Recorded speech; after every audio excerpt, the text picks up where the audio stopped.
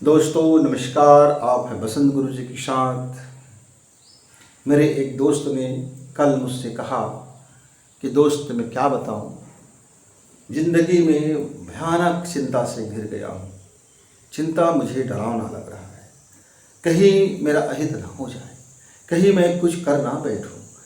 अब इस जीवन में इतनी परेशानियां, इतनी पीड़ा, इतना दुख कि मैं क्या बताऊं कि मैं अपने आप को बहुत दुर्भाग्यशाली मानता हूँ कि मेरे जीवन में इतनी कठिनाइयाँ आती रहती हैं और इतनी कठिनाइयाँ आती है कि मैं क्या बताऊँ। जैसे लगता है कि दुनिया में ईश्वर ने मेरे साथ इसीलिए मुझे भेज दिया कि ये सारी कठिनाइयाँ, ये सारी हानियाँ, ये सारी बकवास, ये दुनिया भर की चीज़ें आप झेलते रहो। मैं बड़ी चिंताग्रस्त हूँ। अपनी बातें रखा, बड़ा हताश और निराश थे। यद्यपि उसके पास न पैसे की कमी था, न जन की कमी था, न संतान की कमी था, न माता पिता, अरे किसी बात की कमी आप देखते थे, भौतिक संसाधन में कमी नहीं था। एक बड़ा अफसर से रिटायरमेंट हुआ था और अब उसकी चिंताएं उसके जीवन को दीमक की तरह चाट रहा था। मेरे एक किसान मित्र थे। उस किसान के पास ज्यादा संपत्ति नहीं था, पर उसे जरा भी चिंता नहीं, केवल एक फसल लेने का चिंता कि मैं अगले फसल क्या लूंगा, कैसे लूंगा, अगले फसल लूंगा तो मैं अपनी कर्जा को कैसे छूटूंगा। उसकी चिंताएं छूटी। एक मेरे और मित्र थे जो करते कुछ नहीं थे, बाप दादे का बनाया हुआ उनके पास खूब जायदाद था, जमीन था और पैसे थे, बस उसका मैनेजमेंट कर रहा था और वह भी बड़े चिंतित रहते थे। क्या बताया दोस्त, ऐसा है बस। अब करते धरते कुछ नहीं थे। मैं तमाम ऐसे एग्जाम्पल को देखा कि तरह तरह के लोग हैं और ये तरह तरह की बातें होती हैं। मित्रों, तनाव का एक मैनेजमेंट, स्ट्रेस मैनेजमेंट, जब तक आपकी जिंदगी में तनाव नहीं आएगा आप आगे बढ़ेंगे कैसे। कुछ तो टेंशन जरूरी है जीवन में। भाई गरीबी का आने का टेंशन नहीं होगा तो आप अमीर कैसे बनोगे। आप अमीर बन गए, अब अमीरी बनाए रखना है, उसका टेंशन नहीं होगा तो फिर अमीर क्या और अमीर कैसे बनते रहोगे। आपका पढ़ाई के टेंशन नहीं होगा तो फिर आप टॉप कैसे करोगे। आप टॉप आ गए तो आप प्रतियोगी परीक्षा में आपको 100 करने का टेंशन नहीं होगा तो फिर आप 100 कैसे करोगे। मतलब एक सकारात्मक टेंशन की जरूरत तो है मित्र, आपको यदि डेवलप करना है, विकास करना है। और लगातार डेवलप करने का भी टेंशन बना होना चाहिए कि कहीं आप फिसड्डी ना हो जाओ, कहीं आप लूजर ना हो जाओ। लेकिन चिंता नहीं करना चाहिए। तनाव लीजिए, पर तनाव के पीछे जिसका अंकुश हो वह है चिंतन का अंकुश होनी चाहिए और मनन का और स्वाध्याय का। यानी एक ऐसा आपके पास डेटा संग्रह हो आपके कारोबार का कि आने वाले समय में आप अपने कारोबार में क्या सुंदरता ला सकते हैं, कितनी कम लागत में बेहतर उत्पादन और क्वालिटी दे सकते हैं, आपका जीवन कितना ज़्यादा प्रोडक्टिविटी बन सकता है, आप कितना ज़्यादा सृजनशील बन सकते हो, आप कितना बेहतरीन रचना कर सकते हो, आप अपने आप को कैसे बेहतरीन अभिव्यक्त कर सकते हो। इस बात का टेंशन तो जरूरी है भाई। जब तक आप इन चीज़ों के लिए टेंशन से नहीं भरोगे अपने आप को तो फिर नई प्लान कैसे करोगे, एनर्जी कहाँ से लाओगे, परिश्रम करने की सामर्थ्य कहाँ से लाओगे, कड़ी परिश्रम करने की आप अपने आप में जोश कहाँ से लाओगे। और ये होश और जोश और टेंशन, थोड़ी तनाव, लक्ष्य को पाने का तनाव, अपने काम को पूरा करने का तनाव, अपने काम में जी जान लगा देने का तनाव, ये तनाव तो जरूरी है मित्र।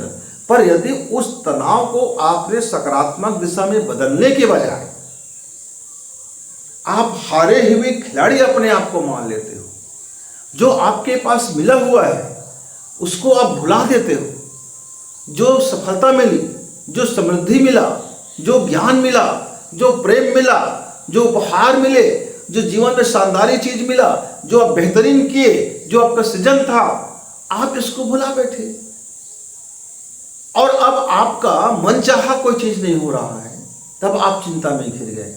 मनचाहा परिणाम लाने के लिए उतनी अथक परिश्रम भी करना पड़ेगा और सिर्फ परिश्रम से काम नहीं बनता, चिंतन भी करना पड़ेगा। मतलब पूरी तरह से विश्लेषण, मूल्यांकन और विश्लेषण, और आपको ऐसे डेटा संग्रह भी देखना पड़ेगा कि आपके फील्ड में क्या क्या हो सकता है, क्या डिमांड हो सकते हैं आने वाले 50 सालों में। इस व्यवसाय है या जो कर्म है या जो आपका कार्य है वो कौन से दिशा को मोड़ लेगा, क्योंकि यह समाज निरंतर प्रगति करता है, वह परिवर्तनशील है, वह पुराने चीज को छोड़ते जाता है केचुए की तरह और नए नए चीज़ों को ग्रहण करते जाता है। निरंतर वो कन्वर्ट होते रहते हैं एनर्जी और नए नए आइडियाज पर होते रहते हैं। और आप पुराना चीज़ों को धर के बैठे रहेंगे तो पिछला को तो बनेंगे, फिसड्डी तो बनेंगे।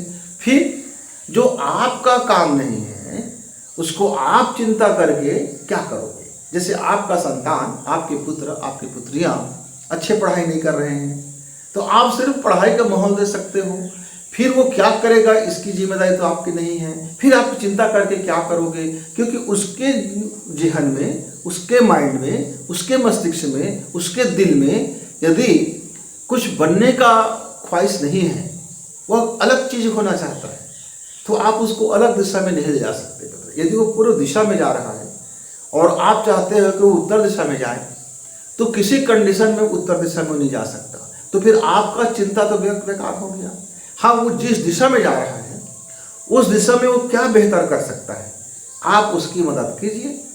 तो ये चिंतन की दिशा में कीजिए, फिर आप तनाव मत लीजिए, टेंशन मत लीजिए, यानी चिंता मत कीजिए। मित्रों, तो आप अपने परिस्थिति को समझिए, समझने के बाद देखिए तो सही कि आपने अपना टेंशन को चिंता में बदल दिया है कि अपने टेंशन को चिंतन में बदल दिया है। चिंतन में बदलते ही वह सृजन होगा, खुशी देगा, प्रेम देगा, मोहब्बत देगी, समृद्धि देगा।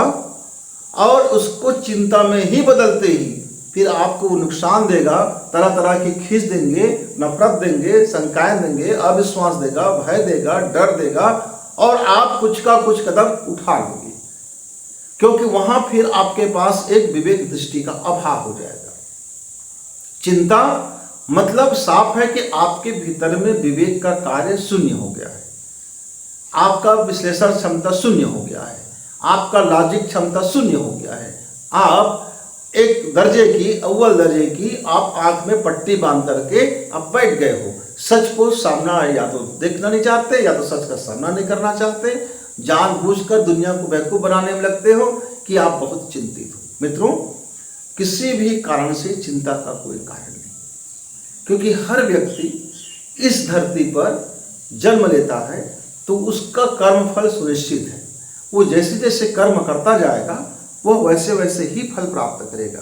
आपकी चिंता करने से वह न तो अच्छा बनेगा न तो बुरा बनेगा। हाँ, आपके चिंतन करने से, आपका विवेक का सहयोग मिलने से उसके जीवन में अच्छाइयाँ प्रकट हो सकती है। तो क्यों ना आप चिंता को थोड़ी डाइवर्ट कीजिए, अपनी एनर्जी को अपनी माइंड के तरफ ले जाइए, अपनी विश्लेषण क्षमता में ले जाइए, अपने उस उपचारक मस्तिष्क की तरफ ले जाइए और अपना कर्म करके आप अपने को रिलैक्स महसूस कीजिए। जिस क्षण आप सिर्फ अपने कर्म को जिम्मेदार समझेंगे, अपने कर्म को सीमित रखेंगे, अपनी औकात तक सीमित रहेंगे, अपनी ब्रेन पावर तक सीमित रहेंगे, आपको मालूम होगा कि आपकी लक्ष्मण रेखा कहाँ है, मैं उसको ना लांघूं, तब आपका अपहरण नहीं होगा, सुख का अपहरण नहीं होगा, किसी चीज का अपहरण नहीं होगा। जिस क्षण आप अपनी लक्ष्मण रेखा लांघ देते हैं तब फिर आप वहां से निर्बल हो जाते हैं, सामर्थ्यहीन हो जाते हैं, फिर आप प्रभुविहीन हो जाते हैं, फिर आपके अंदर में वो कुवत नहीं रह जाती। मित्रों, तो आइए, आप बुढ़ापा में हैं, नौजवान हैं या बच्चे हैं, चिंता करने की कतई जरूरत नहीं है, बल्कि उस परिस्थिति पर चिंतन कीजिए। उस परिस्थिति पर आप क्या सृजन कर सकते हैं उसको आप समझिए और अपना एक प्रोजेक्ट बना करके आप उसमें पहला कदम उठा लीजिए कर्म का, और दूसरा कदम उठा लीजिए विश्वास का, और सहयोगी बना लीजिए भरोसा को, और अपने साथी बना लीजिए श्रद्धा को, और अपने पास सदा रखिए लगन को। ये आप इतना मिल करके यदि आप काम करते हैं तो ये पंचमुखी आपकी संघ शक्ति बनती है, और फिर बुद्धि और बुद्धत्व दोनों मिलकर के आपकी दक्षता को, आपकी प्रखरता को, आपकी सृजन क्षमता को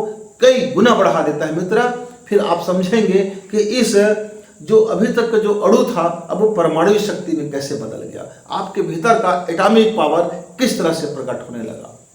तो आइए चिंता को चिता में भेज देते हैं और चिंता से एक मात्रा हटा करके आप चिंतन में ले आते हैं। त से आ को हटा देते हैं, फिर आप चिंतन में अपने आप को ले आते हैं और सृजन के सुखद पल का अनुभव करते हैं। मित्रों फिर मिलेंगे, तब तक नमस्कार।